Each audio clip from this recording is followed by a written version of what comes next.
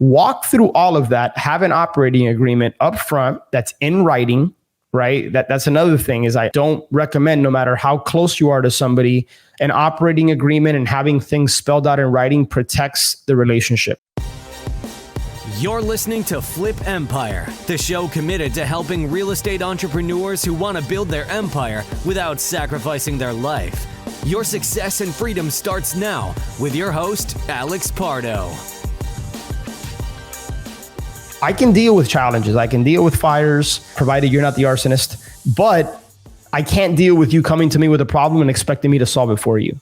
I want to know that you've thought through at least one, if not two or three potential solutions. Even if I personally think the solutions suck and they're not viable, I want to know that you've taken the time to think through the challenge. And I always want to empower you. If I got hit by a bus, if I was on vacation on a hammock somewhere, how would you resolve this issue? Like, walk me through your thought process. And even if it's not viable, even if it doesn't work, I can live with that. I just want to know that you've used critical thinking. When I approached my partner, my friend about this, I said, hey, here's where we're at.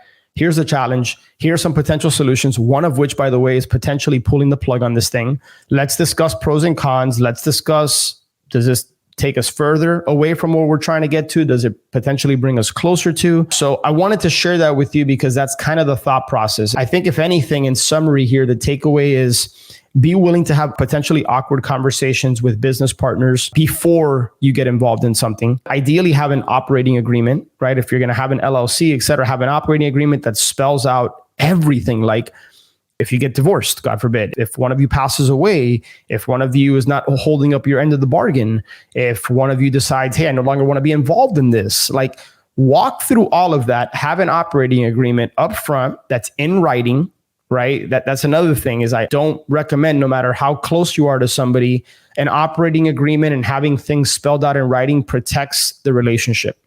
Because it's too easy to forget. It's too easy to misunderstand. It's too easy for there to be miscommunication. It's too easy for just expectations not being met. So have that conversation, have everything in writing.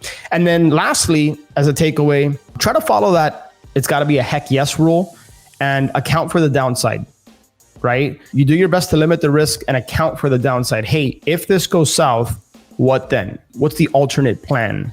Don't try to come up with a solution once a problem occurs. Try to think through potential problems and have solutions ready to go in place.